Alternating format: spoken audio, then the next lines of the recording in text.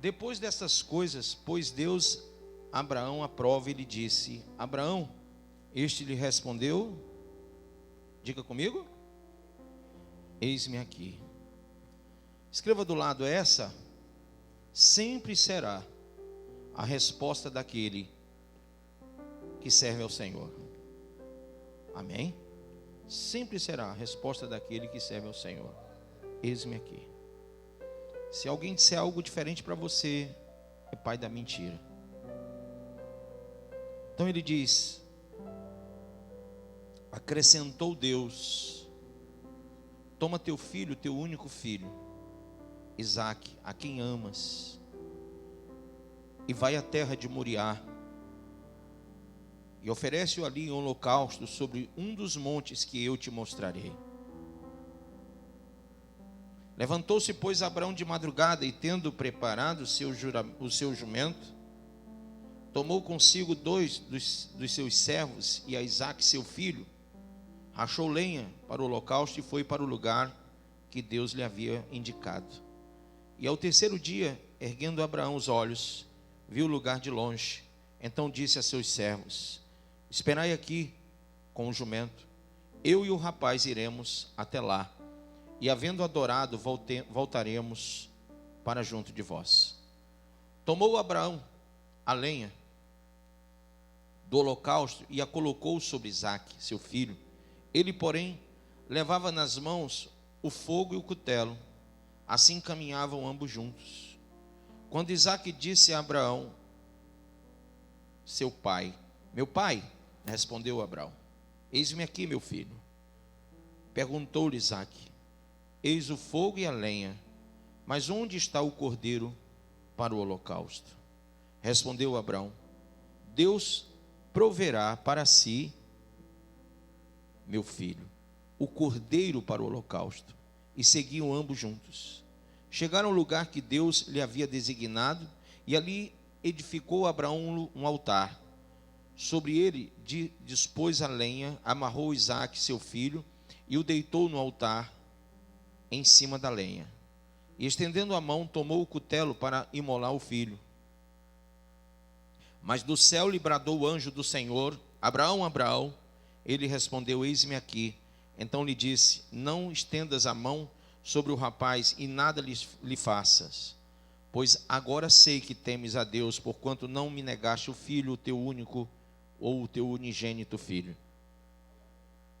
Tendo Abraão erguido os olhos, viu atrás de si um carneiro preso pelos chifres entre os arbustos. Tomou Abraão o carneiro e ofereceu em holocausto em lugar do seu filho.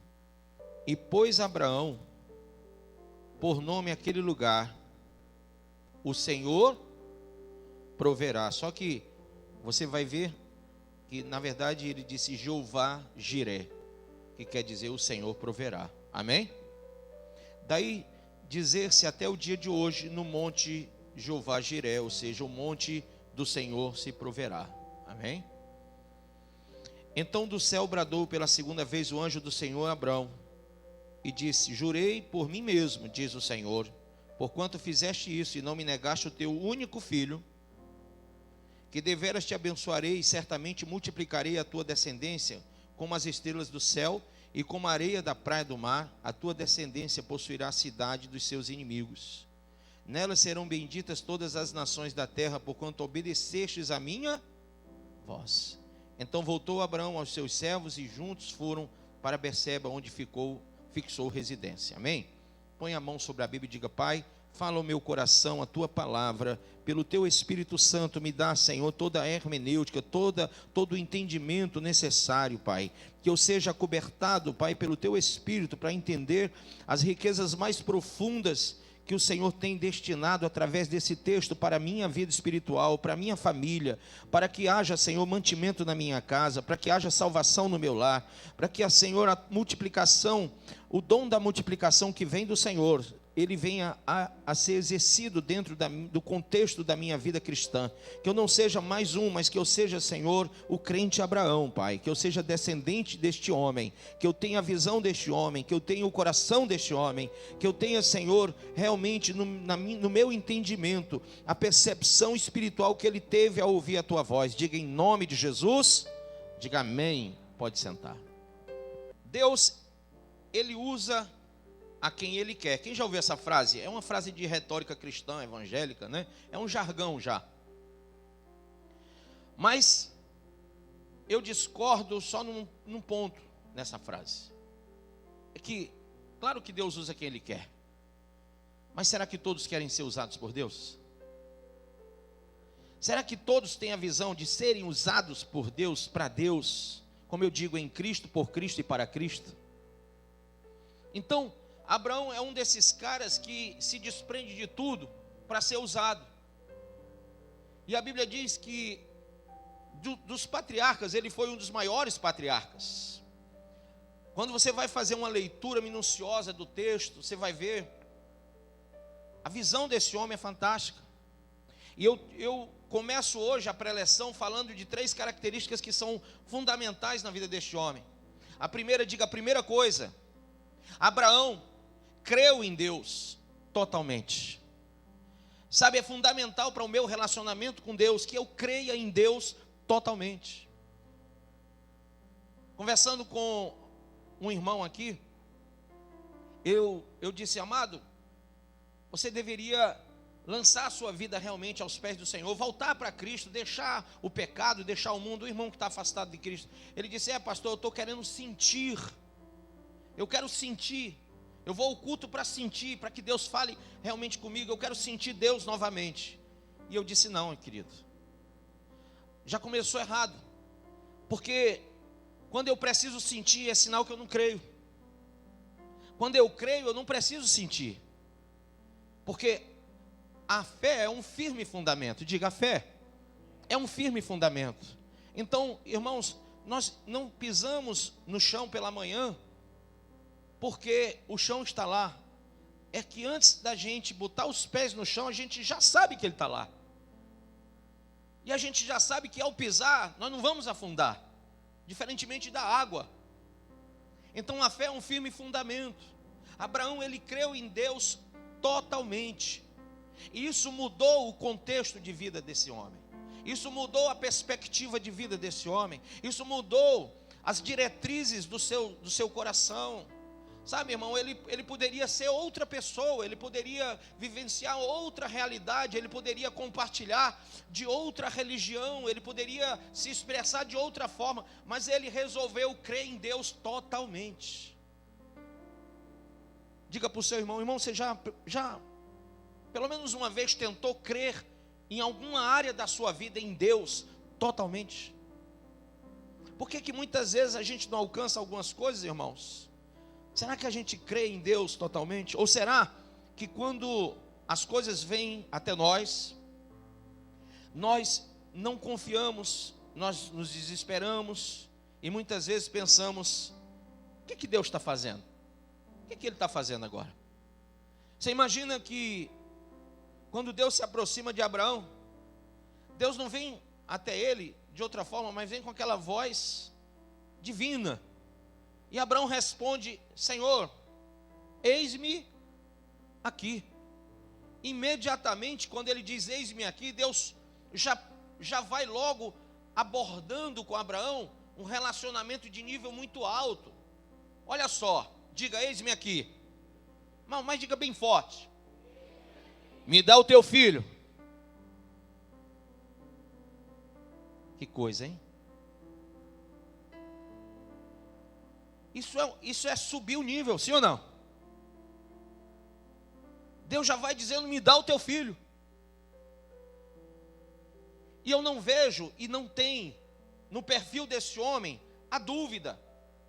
A Bíblia diz que o que realmente fez a diferença é que Abraão, nessa hora, ele é obstinado em obedecer a Deus. Ele se submete totalmente à ordenança.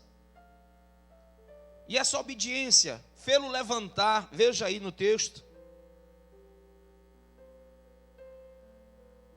Verso 3, levantou-se, pois, quem? Abraão, de que hora? De madrugada. Então ele se levanta, pronto para colocar tudo aquilo que ele mais amava no sacrifício. Tudo que ele mais amava, tudo que ele possuía de maior valor, ele estava ali pronto para fazer o quê? Colocar sobre o altar. Diga, colocar sobre o altar. Abra em Romanos 12. Olha, quando Paulo fala sobre a fé abrâmica, ele diz: rogo-vos, irmãos, pois, pela compaixão de Deus, versículo 1 e 2, que apresenteis os vossos corpos em sacrifício vivo, santo e agradável a Deus, que é o vosso culto racional. Escreva, fé racional, fé inteligente. E não sede conformados com este mundo, mas sede transformados. Metanoia no grego, transformação. Sede transformados pela renovação do vosso entendimento. Ele está falando de mudança de mente. Irmão, se não houver uma mudança de mente, não tem salvação para você. Se não houver mudança de mente, não tem cura para você. Se não houver mudança de mente, não vai haver prosperidade na sua vida. Se não houver mudança de mente, não vai haver arrebatamento. O arrebatamento não é para os crentes, não é para os evangélicos. Sai dessa visão, cara. Eu sou crente, eu sou da Assembleia de Deus, vou para o céu. Vai não. O inferno está lotado de assembleano, irmão. Dá na canela do cão de tanto assembleano que tem no inferno. Pastor nem se fala. Então sai dessa visão que tu vai para o céu porque tu é evangélico, porque tu é da Assembleia, porque tu é da Batista, porque tu é da... não vou fazer propaganda não. Sai dessa visão porque não é isso. Nós estamos falando de mudança de mente. Se você não muda a mente, se você só aderiu a uma igreja, a uma religião, a uma denominação, mas você não mudou, não foi transformado, nada, absolutamente nada você vai ter direito. Você não vai ganhar nada. Aliás, tem muita gente que está na igreja sem ganhar nada há muito tempo, sim ou não? E fica perguntando, mas o que é que eu ganho indo para aquela igreja? O que é que eu ganho dando dízimo e oferta na igreja? O que é que eu ganho? O que é que eu ganho? Não ganha nada, você é só religioso. Você não vai ganhar nada, você vai continuar um miserável, pobre, cego e nu. Está lá em Apocalipse. Você só vai ganhar alguma coisa, diga para o seu irmão, quando você mudar a sua mente. É aí que as coisas vão mudar, é aí que tudo vai acontecer. Só que Abraão teve uma sacada que você não tem. Você está 10, 15 anos, 20 anos na igreja e não teve essa sacada. E Abraão logo na primeira ele foi e disse, opa.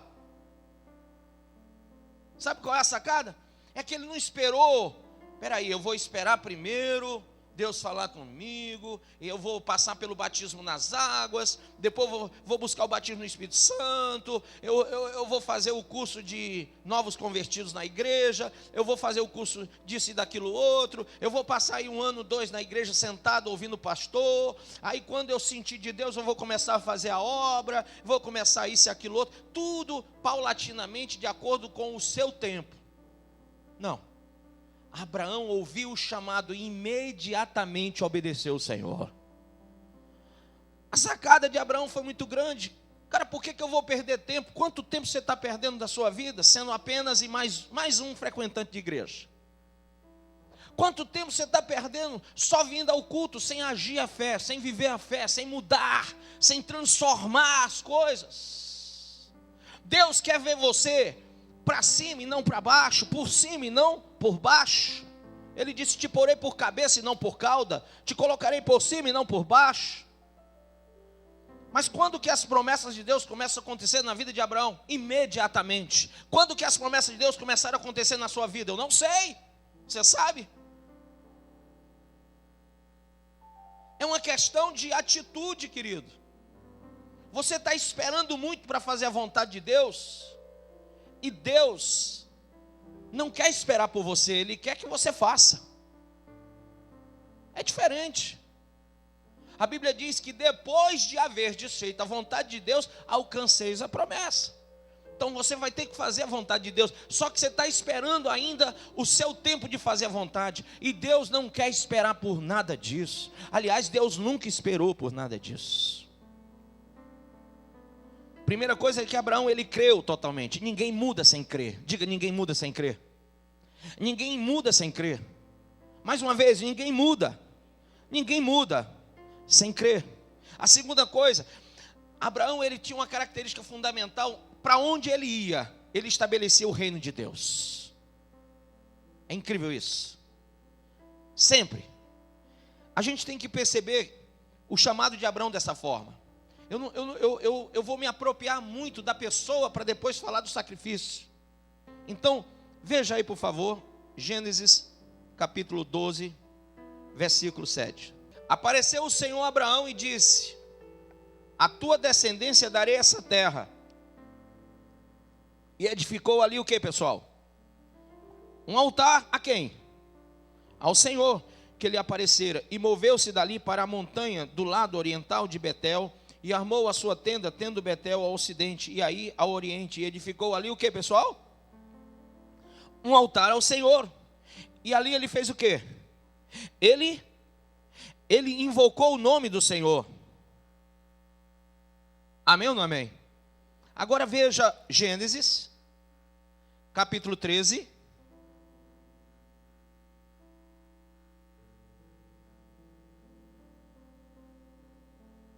Verso 1. Subiu, pois, Abraão do Egito para o lado do sul. Se você ler no 12, ele ainda no lado do sul, ele vai edificar o altar.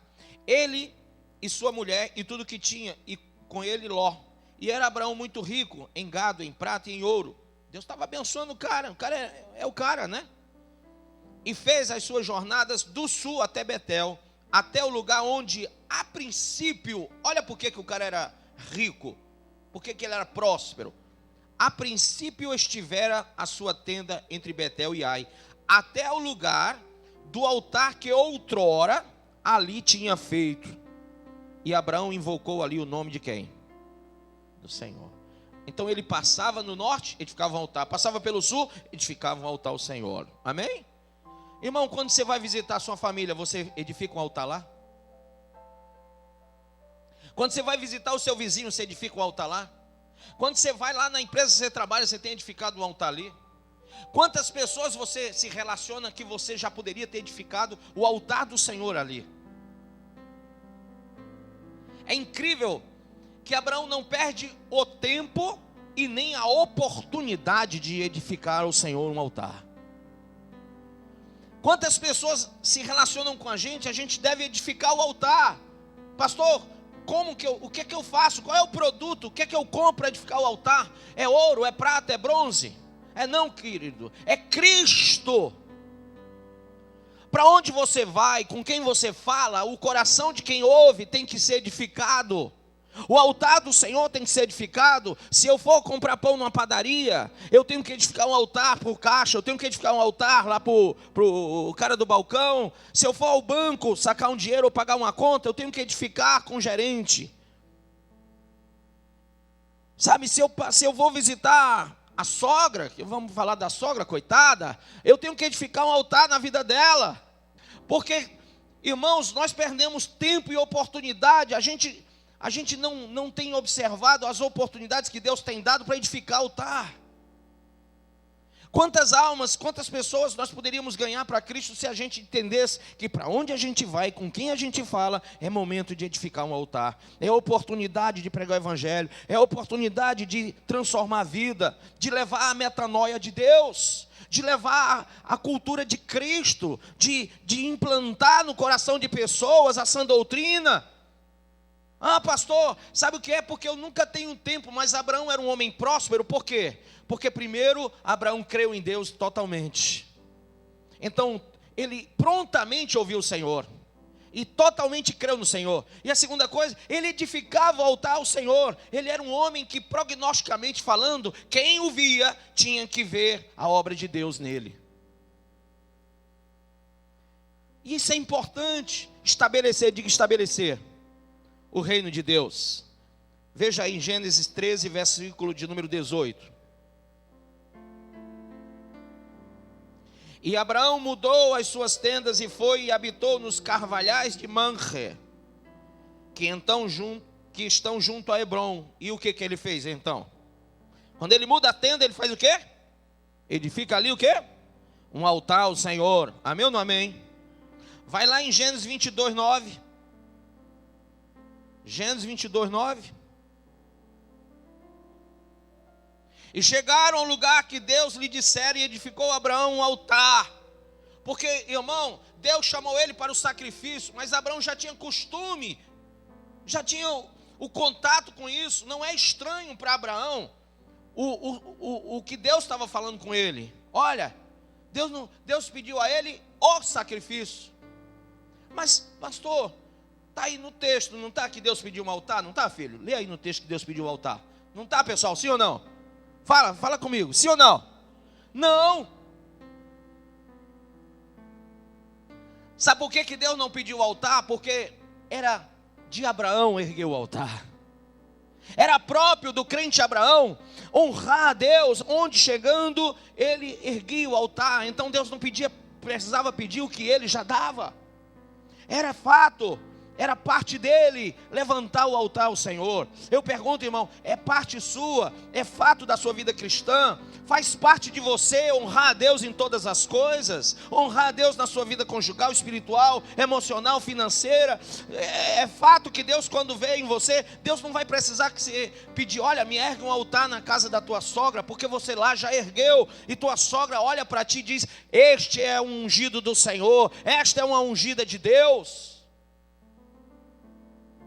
Abraão não precisou ser, ordenado o altar, porque o altar já faz parte dele, e o altar tem que fazer parte de nós.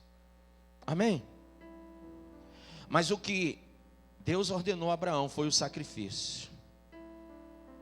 E mesmo assim, quem já tem o altar para o sacrifício já não é tão difícil de entender. Se eu já estou pronto para o sacrifício, irmão, é só correr para o abraço, sim ou não? Mas tem gente que quando Deus chama para o sacrifício, espera aí, Senhor, espera aí que eu não tenho nem altar para isso. Traduz para mim, pastor. Espera aí, pastor, espera aí que eu ainda não tenho nem coração para ouvir isso. Aquele jovem rico que Jesus disse, olha, vai, vende tudo que tu tem, dá aos pobres e me segue. Lembra? Ele fez ou não fez? Não fez, porque ele não tinha altar para isso. O coração dele não estava pronto para isso.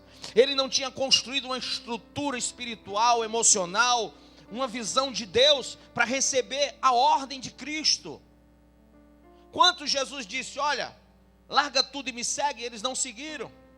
Quantos não se tornaram discípulos de Cristo porque não tinham altar para isso, não estavam prontos para isso, não tinham erguido a Deus algo no coração, o coração não estava pronto para servir o Senhor, filho. E tem uma coisa, quando a gente constrói o altar é de quem? É de Deus. E jamais, em tempo algum, de forma alguma, eu posso destruir a obra do Senhor que foi erguida. Eu não posso demolir o altar de Deus. Tudo que Deus constrói na nossa vida, no nosso coração, o chamado de Deus para a nossa vida espiritual, para a nossa vida ministerial, ele não pode ser demolido. Se Deus te deu um chamado, esse chamado tem que ser levado até a glória. Eu vejo muita gente desistindo do chamado, da obra, do propósito, do sacrifício, porque o altar foi destruído. Com o quê? Pessimismos, altruísmos. Sou eu e não Deus. Não é uma visão cristocêntrica, mas do homem. É o antros. Eu e eu. Você tem destruído o seu altar. Ou melhor, o altar que Deus quer que você tenha. O seu coração tem sido demolido. O templo e morada do Espírito tem sido aviltado. Por quê? Porque a estrutura espiritual que você tem que ter no coração para ouvir a voz de Deus e dizer, diga, eis-me aqui, Senhor. Bem alto. Me dá o teu filho. Você tem estrutura para ouvir isso? Se Deus te pede o dízimo, a oferta, você fica se balançando. Se Deus diz para você evangelizar, você diz que não tem tempo. Se Deus fala para você largar o cigarro, você diz, eu não consigo, meu pastor. Eu não consigo deixar a droga. Eu não consigo deixar o cigarro. Eu não consigo deixar a prostituição. Pastor, eu não consigo deixar lascívia. Sabe, pastor, é que eu gosto desse tipo de roupa. Irmão, cadê o teu altar para Deus? Eu quero falar de Abraão, porque Abraão não é esse cara que você, sabe, não é só aquela visão daquele homem que pegou o filho e levou para você. Não, ele é um cara que creu em Deus totalmente, ele lançou sua vida para Deus, é tudo ou nada. Ele creu no Senhor totalmente. Senhor, se é isso que o Senhor quer para mim, então eis-me aqui, Senhor. O eis-me aqui de Abraão não é o eis-me aqui de muito crente, meia tigela e meia pataca, que diz eis-me aqui, mas nunca está à disposição de Deus. Nunca.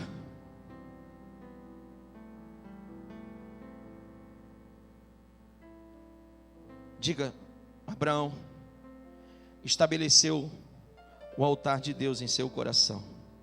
Em cada lugar por onde ele ia, o altar foi levantado. Você sabe que, uma curiosidade, o lugar do sacrifício de Isaac foi o mesmo lugar que Davi um dia teve que comprar com um bom preço. Sabia disso não? Foi o mesmo lugar, nas terras de Moriá. Davi olhou para aquele lugar e disse, peraí, eu não posso pegar isso aqui de graça não, porque um dia o pai Abraão veio aqui e fez um sacrifício grande, e se eu quero aplacar o mal de Israel, eu vou ter que comprar pelo um preço alto, justo, eu vou ter que pagar por isso. E o lugar do sacrifício de Isaac foi o lugar que Davi vai e compra lenha, e compra os animais, e faz sacrifício para aplacar a ira de Deus. Que coisa forte, né? Como que Davi podia receber um lugar de sacrifício gratuito? A gente às vezes quer as coisas de graça, sem pagar nada, sem ter nenhum investimento, né? Ah, como seria bom se você saísse ali na porta e tivesse ali uma SW4 instalando de nova, esperando por você, e um cara com a chave dizendo, ganhou. Mas você jamais saberia o valor de conquistar aquilo. Você jamais teria a noção que eu tenho do que é trabalhar 47 anos para comprar. Você não sabe isso. E eu digo para você, só quem conhece o sacrifício tem o valor do altar. Amém? Só quem conhece o sacrifício tem o valor do altar. Sabe valorizar o altar. Sabe guardar o seu altar. A Bíblia diz, sobre tudo que tu deve guardar, guarda o teu altar, o teu coração. Se você não valoriza o seu coração, o seu altar, é porque você não sabe o tamanho do sacrifício de Deus por ele. Terceiro ponto, diga, Abraão era grato a Deus, e ele era proativo para contribuir. Tudo que Deus ordenou, Abraão fez, tudo. E eu queria falar sobre isso agora, em rápidas palavras. Diga, Deus ordenou a Abraão um sacrifício. Diga, Abraão, ele creu, e isso lhe fez ser justo ou justificado. Diga, a fé é preciosa. Diga, a fé é preciosa.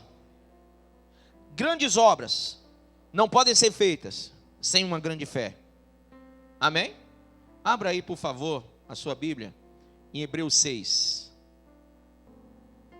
Por isso, olha o que é escrito aqui. Nós temos que ter uma fé madura, irmão. Olhe, por isso, deixando os rudimentos da doutrina de Cristo, prossigamos até a perfeição. Diga, perfeição. não lançando de novo o fundamento do arrependimento de obras mortas e de fé em Deus. Pastor, o que quer dizer isso? É não ficar nesse vai e vem. É não ficar se desviando e voltando para a igreja, se desviando e voltando para a igreja, se desviando, vai, vem, vai, vem, vai, vem, vai, vem. E toda hora, tu perde tanto tempo nesse vai e vem, que tu não constrói nada. Quem quer construir alguma coisa? Quem quer ser vitorioso na vida cristã, na vida espiritual, na vida financeira, na vida conjugal, e etc. Vai, diz, eu quero. Mas para de perder tempo. Esse teu vai e vem no mundo, na cachaça, na prostituição, no cheiramento de droga, isso está tirando o tempo que você tinha e a oportunidade que você tem. Hebreus diz, é impossível agradar a Deus sem fé. Você não tem agradado a Deus, por quê? Porque esse teu vai e vem, esse teu movimento mundano, tira de você o tempo e a oportunidade, são duas coisas fundamentais. E nós estamos tendo aí a criação de crentes que são totalmente diferente da visão de Deus. Quando uma pessoa não vive a fé, ela vive na lembrança do que foi. Quando uma pessoa não vive a fé, ela vive pensando no que poderia ser. Quando uma pessoa vive a fé, é diferente. Ela estabelece o reino de Deus na sua vida. Amém? Vamos lá. Por isso, deixando os rudimentos da doutrina de Cristo, prossigamos até a perfeição, não lançando de novo o fundamento do arrependimento de obras mortas e de fé em Deus, e da doutrina dos batismos, e da imposição das mãos, e da ressurreição dos mortos, e do juízo eterno. E isto faremos, se Deus o permitir, porque é impossível que os que já uma vez foram iluminados, e provaram o dom celestial, e se tornaram participantes do Espírito Santo, e provaram a boa palavra de Deus, e os poderes do século futuro, e recaíram, sejam outra vez renovados para arrependimento. Pois assim quanto a eles, de novo crucificam o Filho de Deus e o expõem ao vitupério. Para aí, pastor, o que quer dizer isso até agora? Quer dizer que eu nunca mais vou ter oportunidade de arrependimento? Não, ele está dizendo, para com isso. Ele está dizendo que não quer mais esse negócio.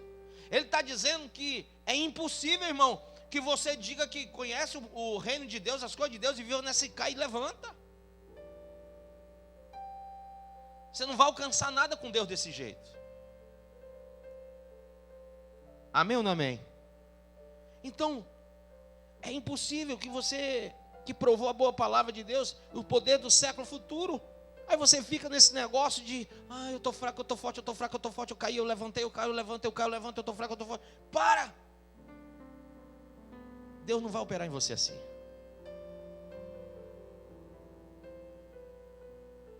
Porque, diga, a terra que embebe a chuva, que muitas vezes cai sobre ela, e produz erva proveitosa para aqueles por quem é lavrada, recebe a bênção de Deus. A terra recebe a bênção de Deus.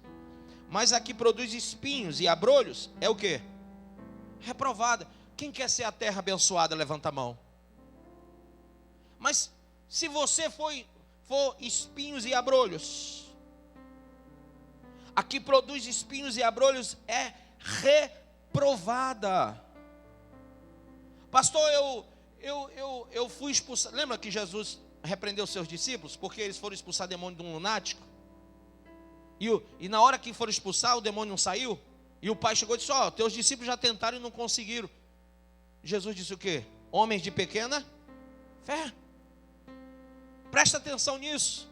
O mestre está ensinando a gente que se a nossa fé for espinhos e abrolho, a gente não vai alcançar resultado. Olha o que diz. Mas a que produz espinhos e abrolhos é reprovada. Eles foram reprovados ali. E perto do estado de quê, pessoal? Maldição. Quem tem vivido maldição sabe o que eu estou falando. Quem tem vivido problemas sabe o que eu estou falando. Quem não consegue tirar o pé da jaca sabe o que eu estou falando. Quem não consegue prosperar na vida sabe o que eu estou dizendo. Quem não consegue vencer sabe o que eu estou dizendo. É porque você vive na maldição. Na maldição. Não mudou a mente. Se não mudar a mente, não alcança nada. Pastor, ora por mim, por favor. Vem cá, pastor Dantes. Vem cá, meu amor, vem cá, vou fazer uma oração na sua cabeça. Manifesta não, viu? Olha só. Deus, muda a mente dele. Muda a mente dele, em nome de Jesus. Amém? Não. Você sabe por quê? Porque essa oração não vale. Não adianta pedir oração para mudar a mente, quem muda é Ele. Ele recebeu o conselho do Senhor que está sendo falado aqui, quem está entendendo? O que você vai fazer com a palavra que você está ouvindo aqui? A mesma que eu estou ouvindo, que ele está ouvindo, você está ouvindo. O que você vai produzir lá fora? Espinhos e abrolhos? Ou você vai produzir o fruto da boa terra? É a sua mente, o seu entendimento, é o seu resultado do que você vai fazer com o seu altar, que é o seu coração, que você deve valorizar e que você deve preparar para o chamado de Deus toda hora e todo instante. Se Deus te chamar, sacrifica para mim, diga: não ouvi, me dá teu filho. É isso. Toda vez seu coração tem que estar pronto para o sacrifício. Em cada segundo da sua vida. Isso é um exercício de fé. Isso é um exercício de fé. Se eu não estiver pronto, irmão, eu vou ser um crente pessimista, eu vou ser um crente, sabe, caído, vencido por tudo. E aqui diz, leia comigo: é reprovada e perto está da maldição, o seu fim é ser queimada. Diga: inferno. Quer viver como herdeiro? Segue comigo aqui. Mas de vós, ó amados, esperamos o quê? Coisas melhores. Entende o que Paulo está dizendo?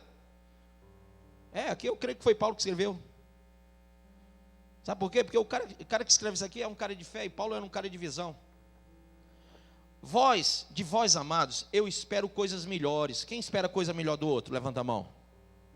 Puxa, eu tenho que esperar coisa melhor. Se eu esperar coisa pior, meu filho, pelo amor de Deus, se a gente entrar nesse governo esperando que é pior do que o outro, lascou. A gente sempre tem que esperar coisa melhor, ou não é? Agora, Deus espera coisas melhores de nós. Eu tenho que esperar coisa melhor da minha esposa, ela tem que esperar coisa melhor de mim. Meus filhos têm que esperar coisa melhor de mim. Eu tenho que esperar que esse ano os meus filhos sejam melhores filhos do que foram até hoje. Nós temos que esperar coisas melhores. E ele diz: quanto a vós, ó amado, esperamos coisas melhores. Porque o evangelho tem que causar um efeito de fazer você melhor do que você já foi. Não é uma regressão, é uma progressão. Amém ou não? Ah, pastor, é porque eu já estou com 50 anos de igreja. Gente, espírito não envelhece não, só o corpo. Para com essa mentalidade, porque você pensa que está velho espiritualmente. Ninguém envelhece espiritualmente não. Você tem que estar se renovando todos os dias para ser perfeito. Perfeito para Deus. Quem entendeu? Perfeito. Deus quer ver a noiva perfeita, linda. Linda, que nem minha mulher quando eu casei com ela. Hoje está melhor. Entendeu? Por quê? A gente tem que esperar. Cara, se você imagina Imagina aqui, Fabrício, tu fazer um prognóstico assim para casar com uma pessoa. De repente, no dia, quando ela entra, tu pensando num vestido branco, de grinalda lindo, aquela coisa. Aí ela vem com um vestido preto, com lilás. E tu descobre que ela é banguela no altar. Imagina a situação. O olho é de vidro, perna de borracha, tu vai descobrir tudo na hora. Não dá, irmão. A gente quer perfeição, não quer? A gente quer o bom, o melhor, a gente quer o melhor. Mas como que eu vou alcançar o melhor de Deus se o meu altar, o meu coração não tem sido perfeito para com Ele?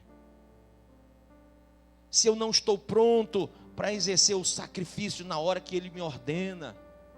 Se eu não digo eis-me aqui de coração, é um eis-me aqui de boca só. Ele está dizendo: eu espero coisas melhores e coisas que acompanham a salvação. Ainda que assim falamos, tem que ser coisa que acompanha a tua salvação. Não pode ser coisa que tira ela.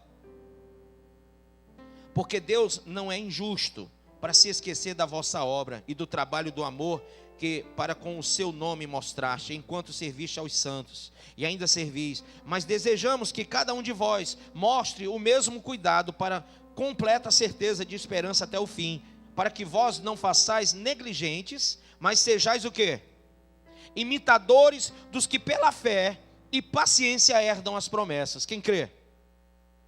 Nós temos que imitar, irmão, a fé de Abraão. E diz: porque quando Deus fez a promessa a Abraão, como não tinha outro maior por quem jurasse, jurou por si mesmo, dizendo: certamente abençoando, te abençoar. Quem crê que se abençoar vai ser abençoado? Se plantar vai colher. Se crer vai ver a glória de Deus. Se servir o Senhor vai para o céu.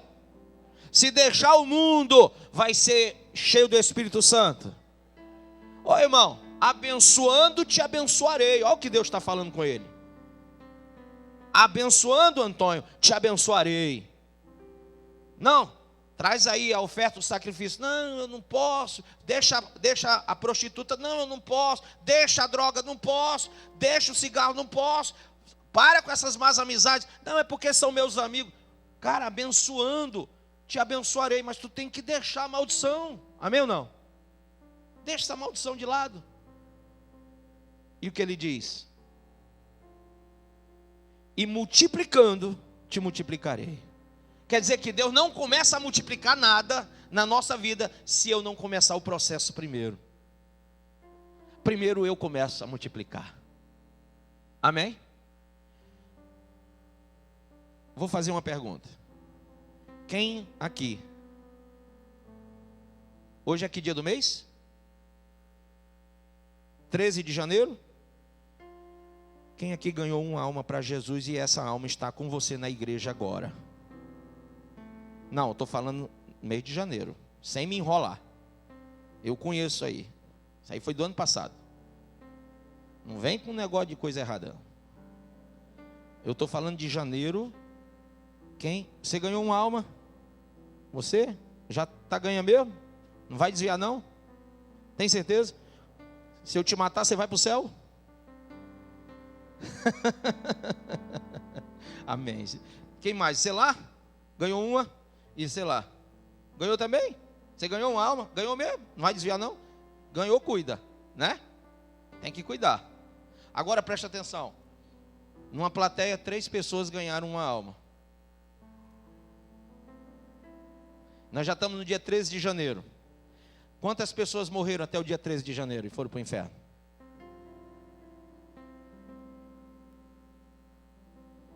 E agora? Será que o nosso altar está pronto para o sacrifício? Porque os filhos de Satanás estão matando a 3x4. E os filhos da luz estão salvando a 3x4? É isso que nós temos que pensar. Ele diz: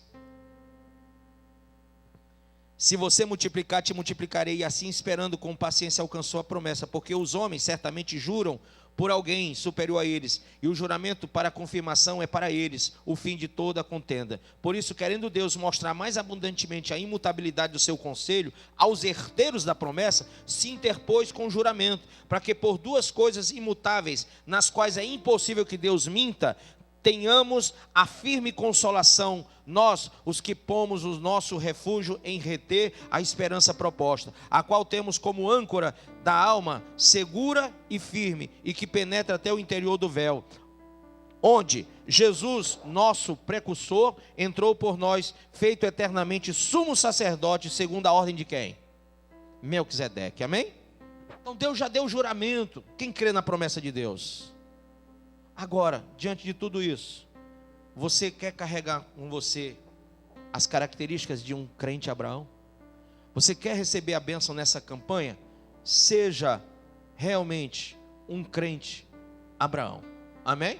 Creia totalmente em Deus. Olha, eu não sei o que vai dar amanhã. Não sei o que vai dar, mas eu creio totalmente em Deus. Eu não vou descrer, eu vou crer totalmente no Senhor. Tudo que eu fizer, eu vou edificar um altar ao Senhor. Em todo mundo que me conhecer, eu vou deixar a marca de Cristo. O meu coração vai estar edificado e pronto para o sacrifício. E eu vou tratar com generosidade as obras do Senhor. Amém? Entendeu isso? Em vez de alguém botar dúvida em você sobre dízimo, sobre oferta, sobre o evangelho, bote fé no coração deles. Amém? Diz para o irmão, em vez de tirarem a tua fé, botando dúvida em você, bote fé e tire a dúvida deles. Amém? Quem aqui já fez a obra? Quem já fez a obra de Deus? Ou quem faz? Levanta a mão, levanta a mão. Pois é, isso não resolve. Aprende uma frase. A frase é essa: em vez de você fazer a obra de Deus, diga, em vez de eu fazer a obra de Deus, eu tenho que, diga, eu tenho que ser feito pela obra de Deus. Tudo que foi feito pelas mãos de Deus.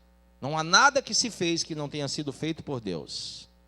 E você não está fazendo a obra de Deus aqui, irmão. Você está sendo feito como obra de Deus aqui. Você é obra de Deus aqui. Então, se você não entendeu ainda, tudo que você está ouvindo, aprendendo e fazendo aqui é Deus trabalhando em você. E quando você retarda isso, quando você não faz nada, você está impedindo a obra de Deus na sua vida. Amém. Fique de pé em nome de Jesus. Você acabou de ouvir essa poderosa ministração da palavra de Deus. Eu creio que sua vida foi abençoada. Eu quero que você ore comigo, profetizando sobre a sua vida a salvação que vem de Cristo Jesus. Ore conosco.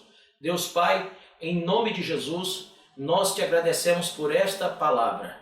E que o Senhor possa abençoar a vida de cada um que nos viu, que nos ouviu nesse dia. Deus Pai, em nome de Jesus, que esta pessoa esteja agora entregando a sua vida, recebendo a salvação que vem do Senhor. Pois assim, Pai, nós profetizamos salvação, cura, libertação, em nome do Pai, do Filho e do Espírito Santo de Deus. Amém.